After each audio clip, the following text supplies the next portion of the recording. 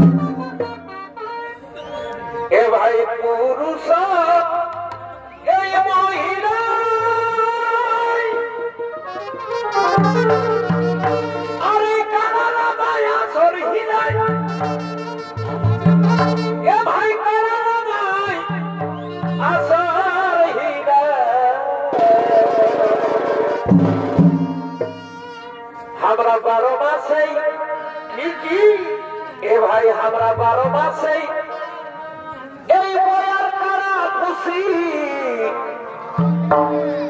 আমরা 12 মাসেই এই সোনাতে থাকি এ ভাই দুঃখ ভুলে মন রাখি খুশি এ ভাই সোনাতে মন রাখি খুশি পুরুষ মহিলা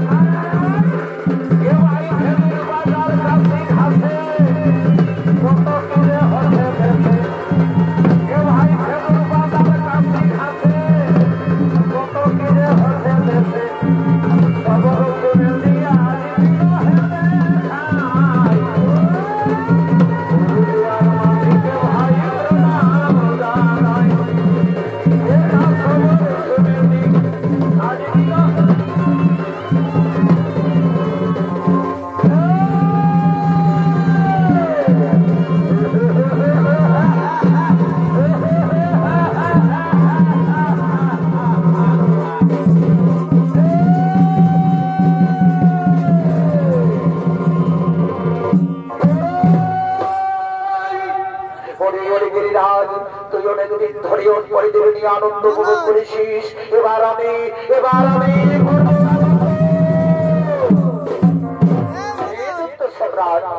আমি তোমার কথা মেনে নিলাম, কিন্তু আমার একটি শর্ত। বলো বলো গিরিরাজ, তোমার কি শর্ত? তুমি যাও সেই কিষ্কিন্ধাতে, ওই কিষ্কিন্ধাপতি বালিরাজকে পরাজয় করে তারপর আমার সিংহাসন দখল করো। আমি সহিংসায় আমি আমার রাজমুকুট খুলে দেবো আমি তোমার হাতে।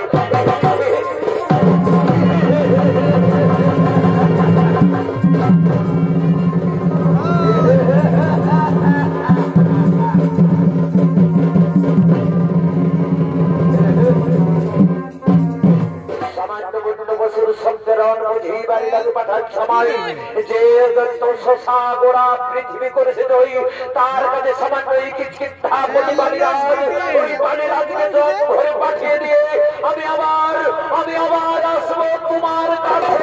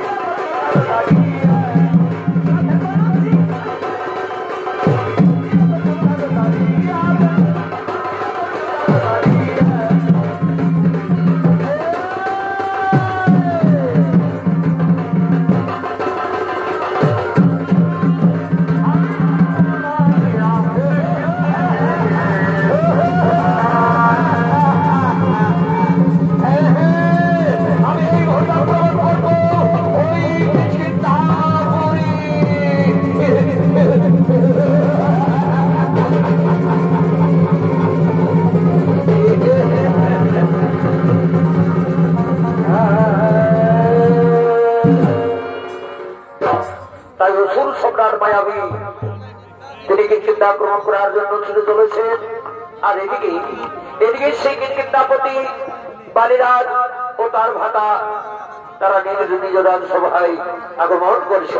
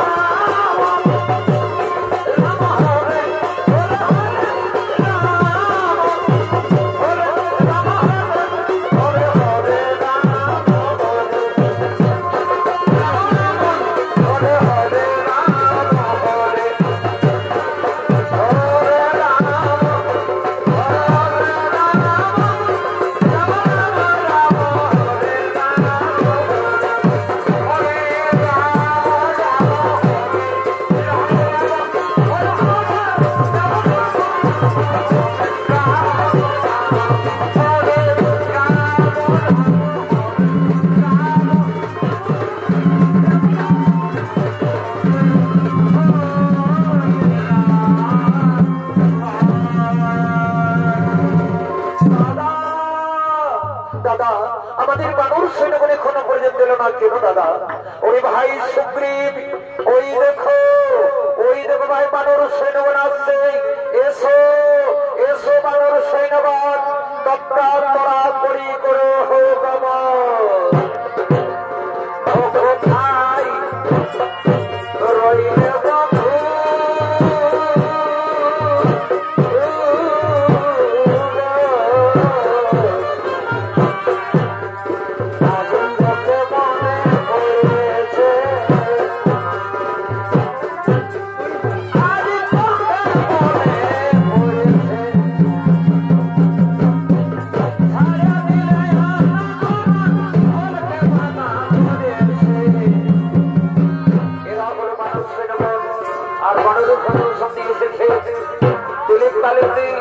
ভোলানাথ তালিন্দি, সলাবত তালিন্দি, ও টিপেন তালিন্দি, বানে তালিন্দি ঘরের বাবু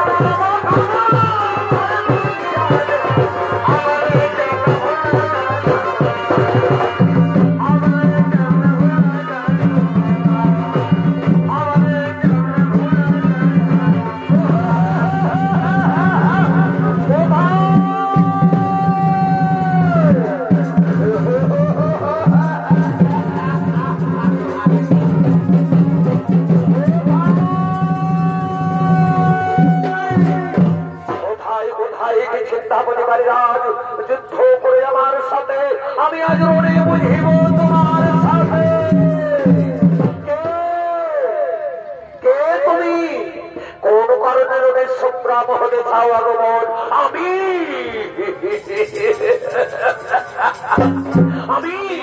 আমি দৈত্য সম্রাট মায়াবী সাগরা পৃথিবী করেছি জয়ী। তুমি আত্মসমর্পণ করো, তোমার স্ত্রী কন্যা তুলে দাও আমার হাতে, নতুবা মৃত্যুর জন্য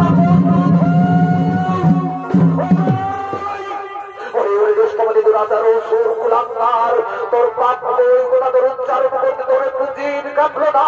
তুই জানিস না এই বালি কত শক্তিশালী, কত ভয়ানক। আয় তাহলে দেখি কে তার জীবন নিয়ে করে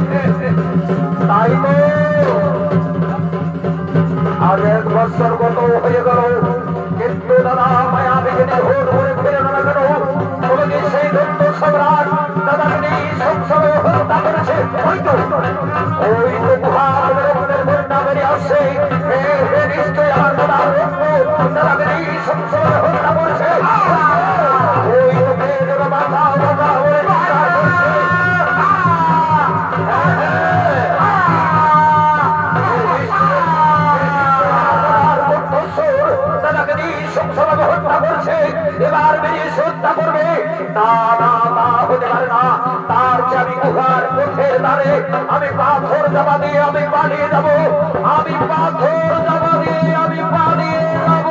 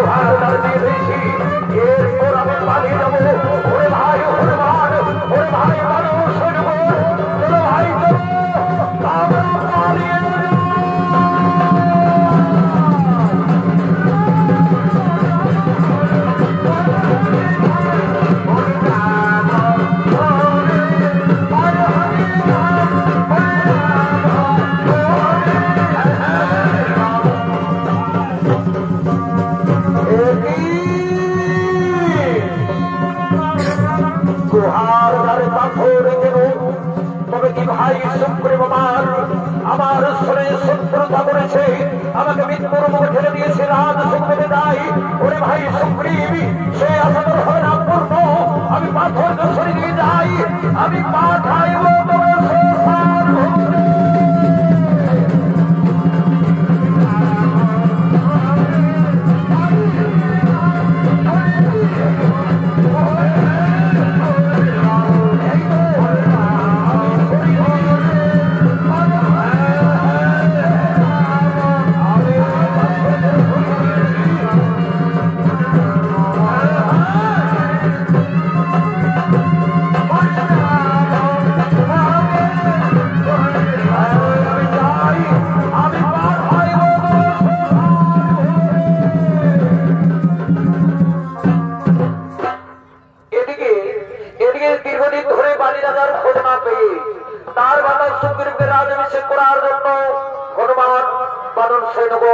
তারা পুনরায় আগমন করেছে।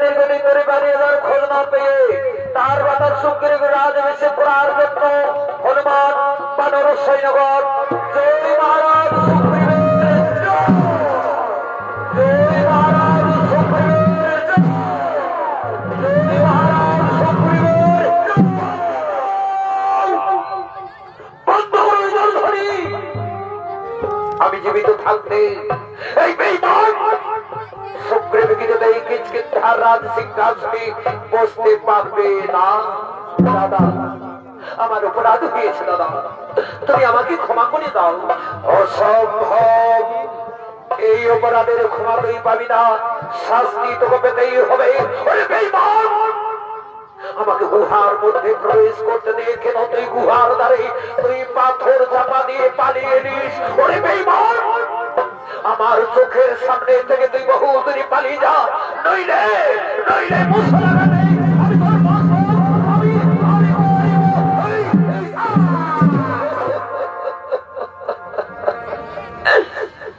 ক্ষমা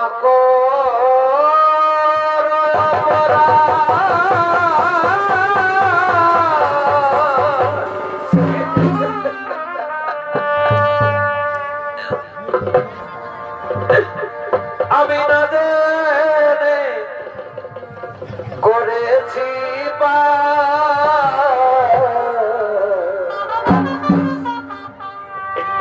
গুণে কৃপা করে ক্ষমা করো।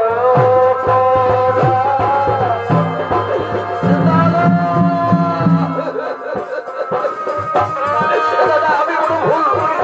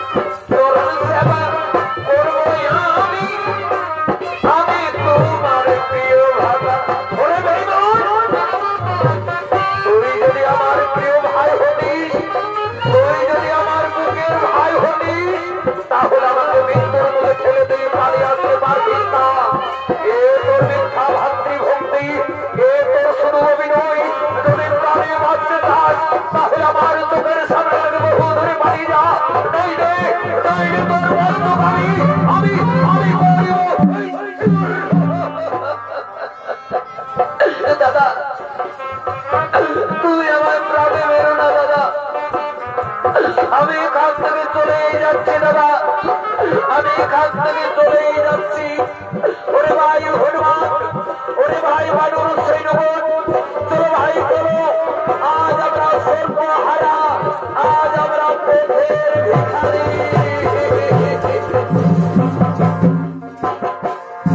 এই ছিল কপালে আমার, এই ছিল কপালে, এই ছিল কপালে আমার, এই ছিল কপালে, এই ছিল কপালে আমার, এই ছিল কপালে, এই ছিল কপালে আমার, এই ছিল কপালে। চলে গেল সুগ্রীব আমার কাছ থেকে কাঁদতে কাঁদতে চলে গেল। তাও হয়ে গেলাকে টাকা আমি তাড়িয়ে দিয়ে আমি অন্যায় করেছি। না, আমি কোনো অন্যায় করিনি। আমার প্রতি যে দুর্ব্যবহার করেছে তার প্রতিফল তাকে পেতেই হবে।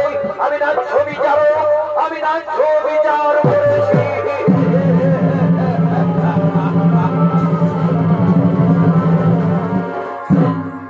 ওদিকে ওদিকে দুষ্টমতি দুরাচার, রাবণের অত্যাচারে সীতার বিহনে শ্রীরামচন্দ্র ও তার প্রাণের ভাই লক্ষ্মণ আজ তপবনে কাঁদতে কাঁদতে ক্লান্ত হয়ে পড়েছে।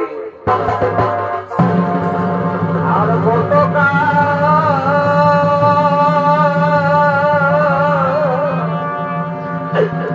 কাঁদাবি রে দয়ানার আমায় কাঁদাবি রে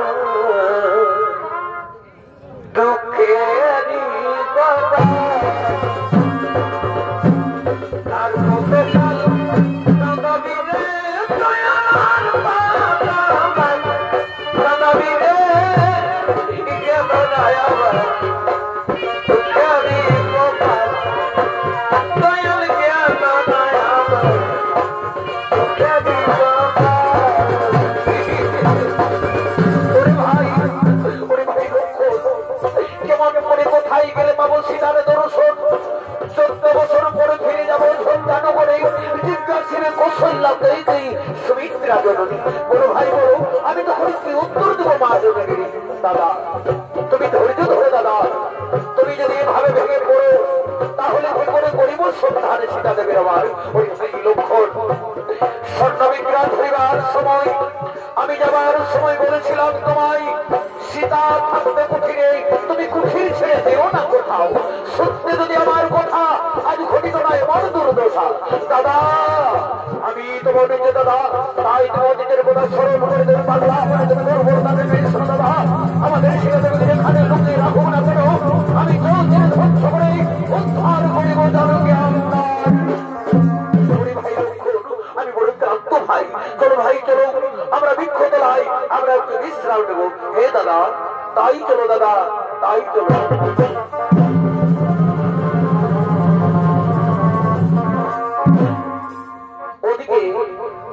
ওদিকে বালির হয়ে সুগ্রীব, হনুমান, বানর সৈন্যগণ তারা প্রাণীর হয়ে আজ তপবনে তারা এখানে সেখানে লুকিয়ে বেড়াচ্ছে।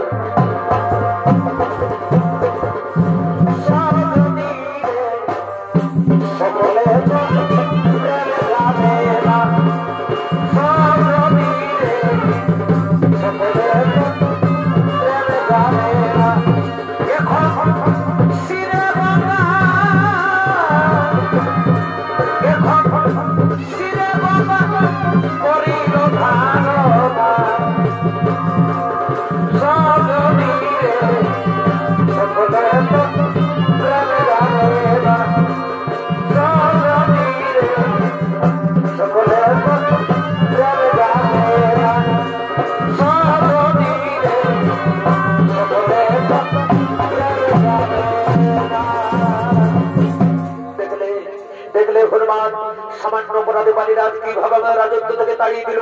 আজ আমরা সর্বহারা, আজ আমরা পথের ভিখারি। রাজা তুমি চিন্তা করো না রাজা, যে বাড়ি সে অচিরে পড়ে বালিরাজ অত্যন্ত করেছে তার নিষ্কান্ত পতন অনিবার্য।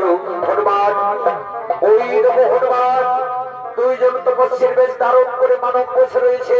আমার মনে হয় বুদ্ধির সাগর বালিরাজ আমাদের অনুচর পাঠিয়েছে, আমাদের শ্রদ্ধা নেই। তুমি যাও হনুমান, তুমি তাদের পরিচয় এবং তাদের জিজ্ঞাসা করে এসো। হে রাজন, আমি যাচ্ছি রাজন।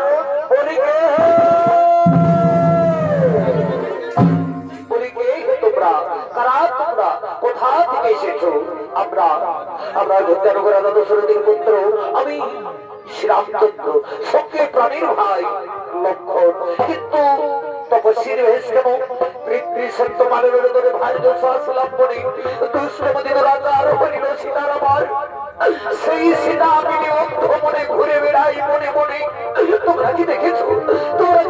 কোথায় লুকিয়ে রেখেছে ভাগ্যহারা সীতার আমার? সাগর পারে স্বর্ণলঙ্কায় রাজবংশের বসবাস।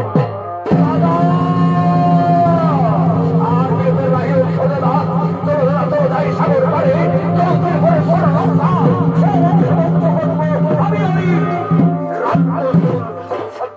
তুমি সত্য ভাই লক্ষণ, তুমি বলো হনুমান, কেমন করে সেই লঙ্কা পুড়িয়ে যাওয়া যায়? আমি মহারাজকে ডেকে দিচ্ছি, তুমি মহারাজের সঙ্গে পরামর্শ করো। এসো এসো মহারাজ, তোমার সামনে সর্বজয়ী নররূপী ভগবান শ্রীরামচন্দ্র। তুমি তার সাথে সাক্ষাৎ করো, তুমি তার সাথে বন্ধুস্থ করো। প্রণাম করলে দুর্বাদর। আমি হনুমানের মুখে সমস্ত কথা শুনেছি। বলো এখন আমি কি করি উপায়? আমিও তো তোমার মতো রাজ্যহারা ভার্যহারা, তুমিও রাজ্যহারা ভার্যহারা।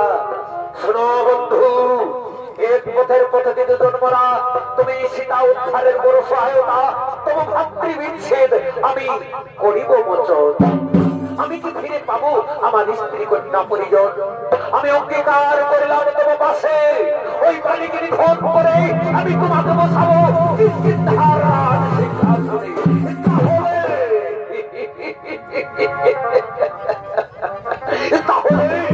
তাহলে আমিও তোমার চরণ ছুঁয়ে প্রতিজ্ঞা করছি, ওই লঙ্কার রাজা রাবণকে আমি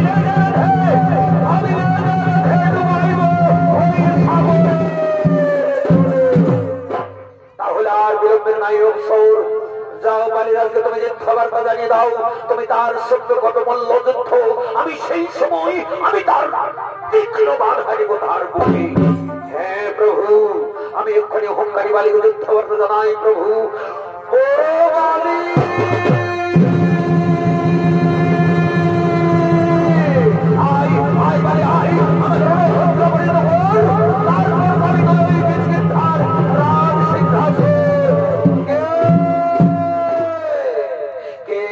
আমাকে যুদ্ধ দাও বলে কি? সুগ্রীব, এ তো তোর সাহস, তুই করবি আমার সঙ্গে যুদ্ধ? হ্যাঁ দাদা, যতক্ষণ দেহে থাকে প্রাণ আমি বিনা যুদ্ধে না ছাড়ব কিষ্কিন্ধার।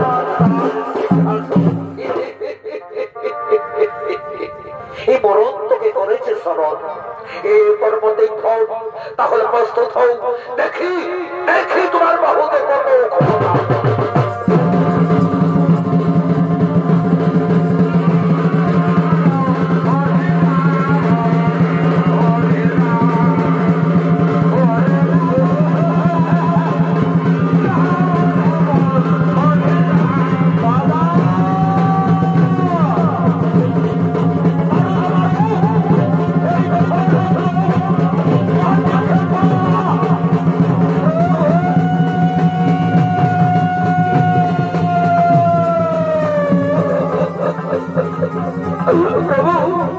তুমি আমাকে মিথ্যার কথা জানো প্রভু,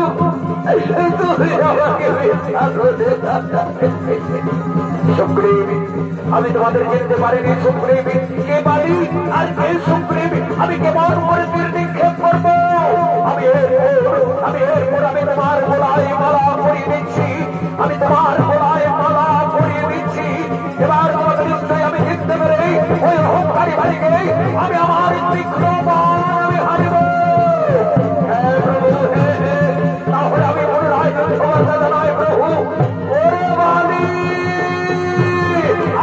কোথায় লুকে আছে বাইরে ওর আন্দোলন করাই বেরিয়ে আই বালি একবার ক্ষেত্র তাপ করে দেবে করে পলাই এবার হবে না নিস্তার এবার অবশ্যই তোমার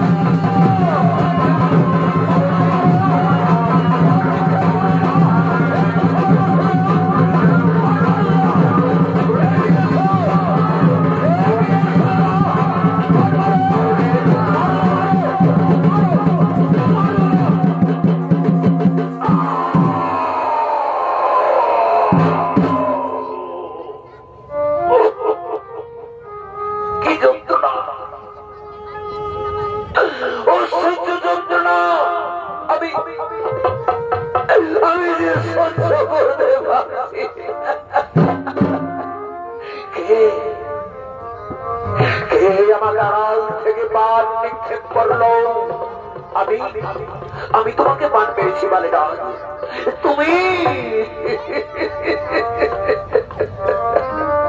তুমি তুমি সেই দশরথের পুত্র শ্যামচন্দ্র রাজকুলে জন্ম লইয়া নাহি তব ধর্মজ্ঞান কোন শাস্ত্রের থেকে তুমি আমাকে আড়াল থেকে বান মারিলে তুমি চোরের মতো তুমি আমাকে বাদ নিক্ষেপ করলেই তুমি ভীরু কাপুরুষ তাই সম্পদে সবার বুঝে নিল তুমি চোরের মতো বাদ মারিলে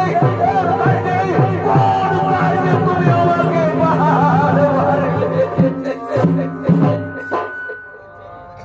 সীতা উদ্ধারের তোরে আমি সুগ্রীবের সঙ্গে করেছি মিত্র আমি প্রতিজ্ঞা করেছি তোমাকে মেরেই ওই সুগ্রীবকে বসাবো কিৎকিৎকার রাজ শিক্ষা চমৎকার চমৎকার কথা শোনা নেই রঘুমণি চমৎকার কথা শোনা নেই ওই লঙ্কার রাজা রাবণ হরিল তুমি জানো নাকি আর তুমি প্রাণে কেড়ে নিলে তুমি আমার বনে বনে ঘুমিয়ে বেড়াও ফিরে বেঈমান এই পাপিষ্ঠ সুগ্রীবের শোনে পাপী পাপী হয়ে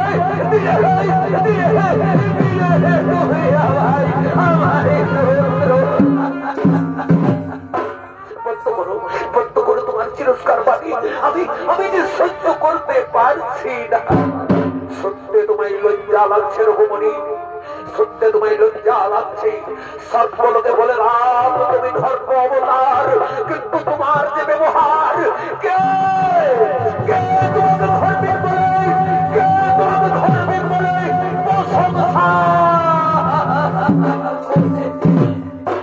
সুগ্রীব তোমার দাদার মুখ থেকে তুমি দিকটা তুলে দাও তাতে হয়তো একটু যন্ত্রণা কম পাবে হে প্রভু আমি তাই করবো প্রভু আমি তাই করবো দাদা আমি বড় ভুল করেছি দাদা আমি বড় অন্যায় করেছি দাদা তুমি আমাকে ক্ষমা করে দাও দাদা না বেঈমান না তুই আমায় স্পর্শ করিস না বেঈমান ওরে সুগ্রীব এ তো তোর মনে অহংকার তুই আজ তোর নিজে রাখি আর তুই নিজে হত্যা করবি না দাদা তুমি আমাকে ক্ষমা করে দাও দাদা না না বেঈমান তুই আমায় স্পর্শ করিস না বেঈমান না দাদা না না না দাদা না না না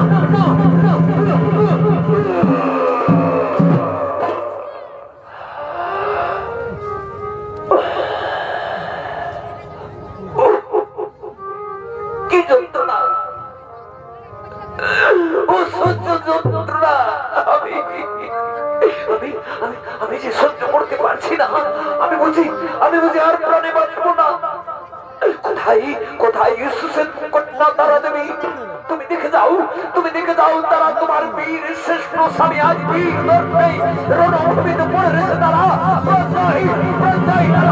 তুমি একটি ভাষা দেখা দাও তারা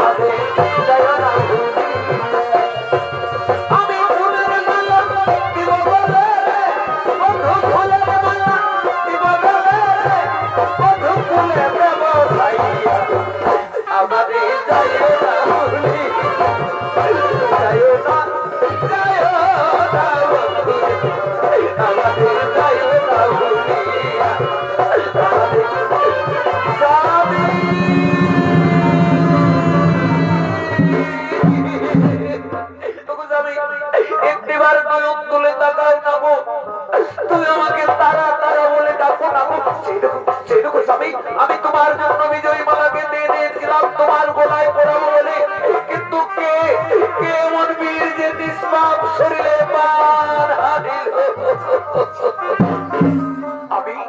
আমি তোমার শ্রমিক হত্যা করেছি তারা দেবী। তুমি সেই রঘুকুলের মনে শ্রীরামচন্দ্র আমার স্বামী কিসের বিবাদ করেছিল, কি অপরাধ করেছিল যে তুমি নিষ্পাপ শরীরে প্রাণ। শোনো তারা দেবী, সীতা উদ্ধারের পরে আমি সুগ্রীবের সঙ্গে করেছি মিত্রতা। আমি প্রতিজ্ঞা করেছি তোমার স্বামীকে হত্যা করে ওই সুগ্রীবকে বসাবো কিষ্কিন্ধার রাজ সিংহাসন।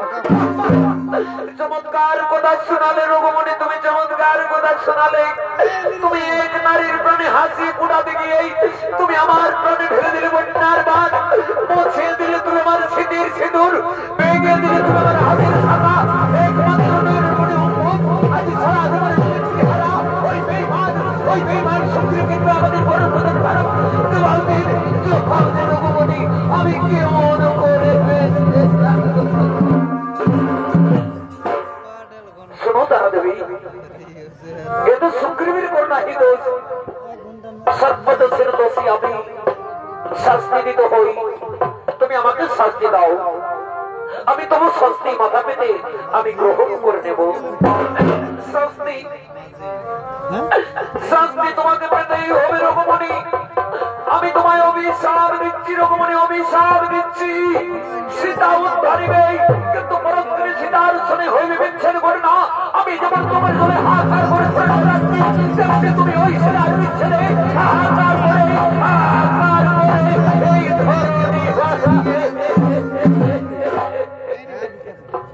আমি তো অভিশাপ আমি মাথা পেতে আমি গ্রহণ করে নিলাম। যেন সতীর বাক্য না হই কোনদিন লঙ্ঘন, যেন সতীর বাক্য না হই কোনদিন। আমি কিন্তু সত্য নই, আমি আমার পবিত্র হত্যার প্রতিশোধ তাই হবে বস্ত্র। তব অভিলাষ আমি অবশ্যই করিব পূর্ণ, তবে খণ্ডই তারপর যুগে তুমি মেয়ের রূপে জন্মগ্রহণ করবে। আমি যেমন তোমার পিতা কাল থেকে বাদ মেরে হত্যা করেছি, তেমনি তুমি আমাকে ওই লীলাবসানে আড়াল থেকে বাদ মেরে হত্যা করবে।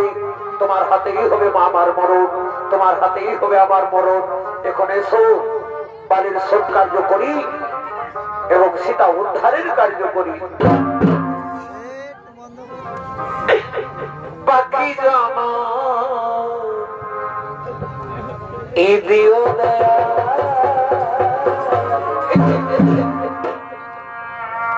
ও তবু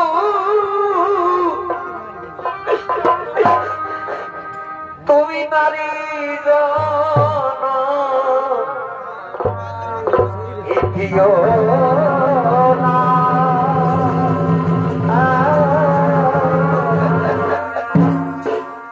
বাকি জানা দিও দয়া। তুমি শান্ত হো তারা দেবী, তুমি মুছে চোখের জল তারা দেবী, তুমি মুছে ফেলে চোখের জল।